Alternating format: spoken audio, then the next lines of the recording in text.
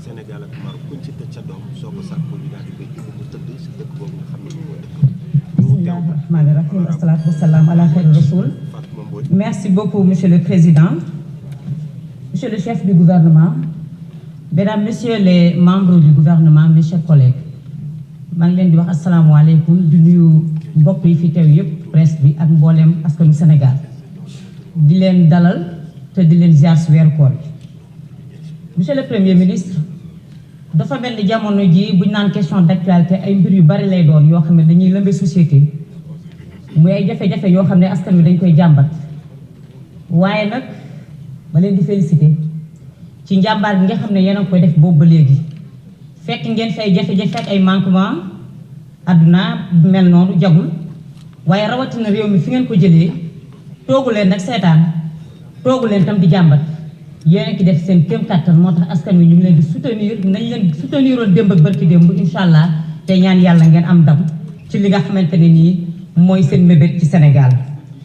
mu mel ni jamono yi bokk na ci lii lëmbe société bi njàng mi ak njàngale mi kuréel gi nga xam ne ñoom ñoo ŋànk ñi jàngale bari ay jàmbat yoo xam ne ñu ngi koy jàmbat jëmale ko ci gouvernement bi bokk na ci loolu ñuy jàmbat li ñuy wax ñoom la surimposition des rappels de salaire te loolu nekk loo xam ne dafa mel ni dafa lëñc seen xel ndax daal jàpp nañ ne dañ leen pénaliser ñaari yoon ndax versement yi dinañ ko yéex a jot waaye mu mel ni nee nañ buñ ko jotee impôt biñ ciy teg bari na maanaam alal jiñ ciy jot liñ leen ci dagg bari na lool ba tax na bokk na ci seeni njàmbat. waaye monsieur le premier ministre ba tey kuréel gi ëmb jàngalekat yi tam ñu ngi wax di souligner li nga xam ne mooy les lenteurs administratives muy le retard des reclassements waaye ci kaw loolu tam gis nañ nag ay jéego yu am solo nag def ngeen ko ci ma lim ci rek la signature des décrets relatifs au statut des décisionnaires waaye nag taxaw seetlu am na solo ci loolu ndax la pension de retraite war nañ ci gën a waxtaanaat ndax buñ ca tolluwaatee yaakaar naa dana laajtewaat ab taxaw seetlu wala pencoom. Monsieur le Premier ministre, ñoom tam ñu wax la question l'option sax la ndax option la le départ à la retraite à 65 ans ñu ngi retraité à 60 ans ñu jàpp ne 60 ans nit ki ñaari mois ndax xelam ak kattanam ñu bëgg ko yóbbu à 65 ans loolu itam mën naa am di valoriser li nga xam ne mooy expérience bi ñu am ci li ñu cumulé yépp ci seen parcours. waaye en tant que membre de la représentation nationale foofu it man dinaa ci am ak jàngat ndax loola du am impact boo xamante ne nii dana feeñ ci xale yi nga xam ne les jeunes yi nga xam ne dañu taxaw seen diplôme te bëgg a jàngale wala bëgg a liggéey ak it ndax gafaka réew mi àttan na loolu muy la soutenabilité budgétaire. waaye ba tey jàngalekat yi tam ñu ngi jàmbat la rémunération ñoom jàpp nañ ne c'est inéquitable avec des disparités entre statut entre corps yooyu yëpp daal jàpp nañ ne mbir la yoo xam ne dafa jóoru ci seen kaw te jàppewuñ ne dëgg la gu nekk ci ñoom. les maîtres contractuels les maîtres et les professeurs contractuels ñoom it janvier dafa am décret le président waxoon dafay généraliser l'indemnité de logement ñu jàpp ne ci la ñu bokk waaye nag nee nañ daal dafa mel ni wax nañ leen ne bokku leen ci ndax du ngeen fonctionnaire ñu nangu ko ay non waaye ay agent de l'état lañ jàppe seen bopp am na sax ñu leen ne du ngeen ay non fonctionnaire mu mel ni tamit loolu ñoom bëgg nañ am ay leeral ndax contractuels yi ñoom jàpp nañ ne ñoo gën a néew doole ci système éducatif jàpp nañ ne tamit ñoom la ñuy yóbbu fi gën a sori kon ñoom tamit yelloon nañ loolu nga xam ne mooy indemnité de logement kon bu fekkee jotuñu ko am sax ñu leen di wax ne dañ leen koy defar sous forme de rappel loolu itam ñu bëgg ci am ay leeral.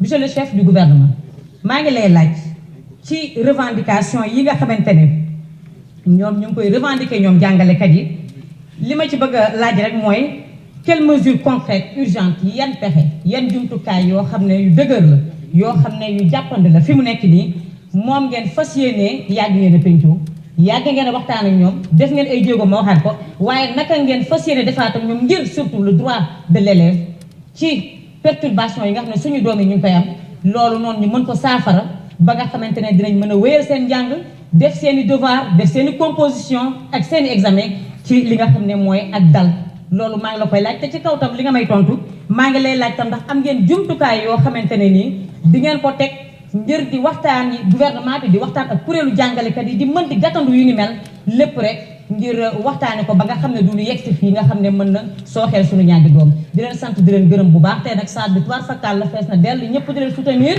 ndax jàmbaar gi ngeen nekkee waaye ña daawul ñëw sax ñëw nañu tey ndax jàpp ne buñ fi ñëwee question yu sensible yi njàngale meek njàng meek la ci université yëpp ñu di ko wax waaye fekk na ngeen raw leen ndax yéen a ngi doxal li ngay war a doxal leen ko yàlla jàmm. Honorable Codé Mané, vous avez la parole. Anta Babacar Ngom se prépare.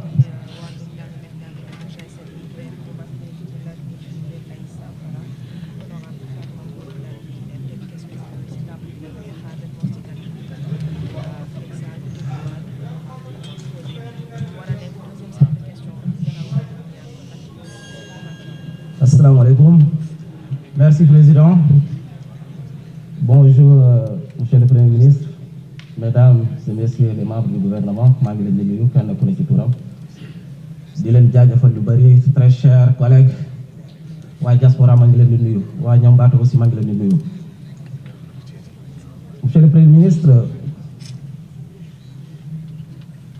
oye oyaye bile jambe biala Sénégal fonding celu wala pareta Africa sonko benala.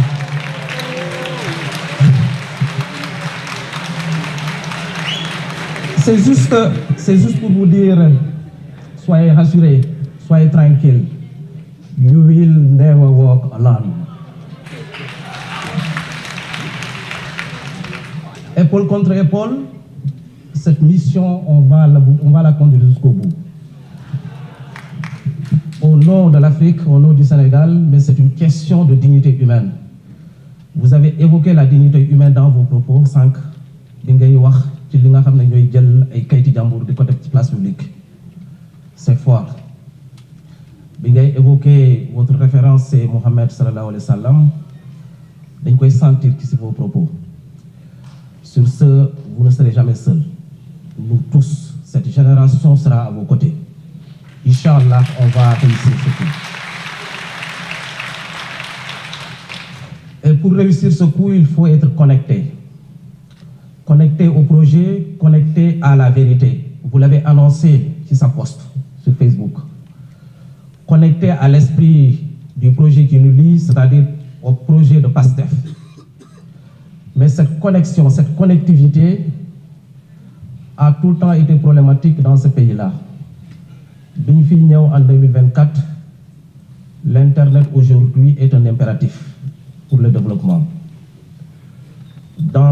À Dakar ou dans les zones urbaines, on parle des chiffres, selon l'enquête INTIC de 2024, plus de 43%. Nous avons Internet sen bir kër. Mais si vous êtes Dakar, dans les zones lointaines, ce n'est qu'à 3%. On parle de fracture numérique. Si vous êtes dans des zones frontalières, parfois la connectivité réseau le réseau des autres pays frontaliers comme la Gambie et autres. C'est une question lancinante. Heureusement que le gouvernement que vous conduisez avait pris les devants depuis votre arrivée, à travers le New Deal technologique, avec les 14 axes et 12 programmes qui récemment, le 4 février, nous annonçons l'arrivée de Starlink. Beaucoup d'espoir, mais aussi beaucoup d'interrogations de la part des Sénégalais, des citoyens sénégalais. Malendi Lache, Monsieur le Premier ministre, avec l'avènement de Starlink, peut-on garantir qu'il n'y a plus de zones grises ou zones blanches au Sénégal? Quelles sont les conditions contractuelles qui le lie à l'État du Sénégal, qui de la régularisation du coût des équipements et de la souveraineté des données, mais aussi surtout la cherté, l'Internet a cher qui détruit. Il y a un mécanisme, il y a une formule qui est en place pour que l'accès universel de nous réussir, mais aussi à moindre coût. Benenbi, on parle de données, on parle de souveraineté. Récemment, que ce soit au niveau de la DGID, mais aussi au niveau de la DAF, il a été question d'attaque. yan mécanisme wala yan précaution le gouvernement bi jël pour protéger nos données afin que souveraineté bi nga xam ne moom la ñuy woote ñu mun ko am ci conditions idoines. Je terminerai pour vous transmettre les salutations de la diaspora. Cette diaspora est à vos côtés, elle va continuer à être à vos côtés. Waa Espagne nag nee nañ il faut ma ñëw wax la ko transmettre ko. Je l'avais dit au ministre de la justice, ministre affaires étrangères ak intérieur. Gouvernement espagnol day joxe kayit mu am loo xam ne état Sénégal moo ko war a joxe casier judiciaire surtout au niveau de l'annexe pour rendez-vous yi dafa jafe lool ñu garantir talons yi pour que passeport bi mun ko am li nga xam ne carte d'identité aussi ñu résoudre ko au niveau de la DAF. di la jaajëfal di leen jaajëfal di la souhaiter plein succès dans vos missions. Merci, honorable. Anta Babacar Ngom, vous avez la parole. Alioune Gueye se prépare.